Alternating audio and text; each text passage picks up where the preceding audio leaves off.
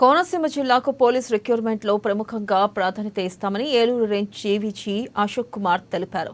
Ravulapalem rural circle inspector కార్యాలయాన్ని IGP Ashok Kumar Ambedkar Konaseema జిల్లా SP కృష్ణారావుతో కలిసి తనిఖీ చేశారు.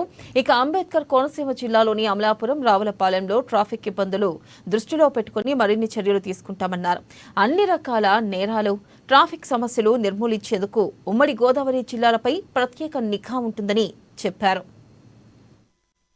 లోకల్ గా కొంతమంది మోటార్ సైకిల్ ద్వారా వెళ్ళేసి ఏజెన్సీ ఏరియాస్ కి అక్కడ నుంచి 10 kgs 15 kgs గంజాయి తీసుకొచ్చి ఇక్కడ లోకల్ గా అమ్ముతున్నారని మా దృష్టికి వచ్చింది. సో దాని మీద కూడా మేము చాలా మంది అబ్జర్వ్ చేసినట్టయితే ఈ పాత నేరస్తులే మళ్ళీ వీళ్ళు నేరాలు చేస్తారు. కొత్త వాళ్ళు ఎవరు లేరు. దాంట్లో అలవాటు పడి దాంట్లో ఆదాయ మార్గంగా ఎంచుకున్న వాళ్ళు ఇక్కడ నేరాలు చేస్తారు. అందుకని ఎన్డీపీఎస్ యాక్ట్ గత 5 సంవత్సరాల్లో ఎవరెవరు కేసుల్లో ఇన్వాల్వ్ అయ్యారు వాళ్ళందరి బయోడేటా ఏ పోలీస్ స్టేషన్ అరెస్ట్ అయినా వాళ్ళు నివసించే ప్రాంతాలకు వెళ్ళి వాళ్ళందరినీ పిలుచుకొచ్చి వాళ్ళ డేటా అంతా చెక్ చేస్తున్నాము. వాళ్ళు ఎలా జీవిస్తున్నారు, అవసరమైతే వాళ్ళందరి మీద హార్డ్ కోర్ ఎన్డీపీఎస్ యాక్ట్ అయితే వాళ్ళ మీద సస్పెక్ట్ షీట్స్ ఓపెన్ చేయాలి.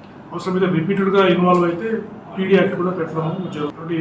కఠినంగా వ్యవహరించడం. అంతలో కూడా సోషల్ మీడియా పోస్టులు కూడా కొన్ని చోట్ల ఈ సోషల్ మీడియా పోస్టులు ప్రొవోకేటివ్గా పెట్టడం వల్ల కాబట్టి సోషల్ మీడియా పోస్ట్ పెట్టే వాళ్ళు కూడా వాళ్ళ అడ్మిన్స్ వాట్సాప్ సోషల్ మీడియా గ్రూప్స్లో అడ్మిన్స్ ఎవరైతే ఉన్నారో వాళ్ళు కూడా రెస్పాన్సిబిలిటీ చేయడం జరుగుతుంది. ఎవరైనా గ్రూప్లో సభ్యులు ప్రొవోకేటివ్గా పోస్ట్ పెట్టినా వెంటనే వాళ్ళ మీద యాక్షన్ తీసుకొని లేదా అడ్మిన్స్ మీద కూడా చర్యలు తీసుకోవడం జరుగుతుంది. చట్ట ప్రకారం ఐటీ యాక్ట్ ప్రకారం కేసులు కట్టి వాళ్ళ మీద మేము చర్యలు తీసుకోవడం జరుగుతుంది.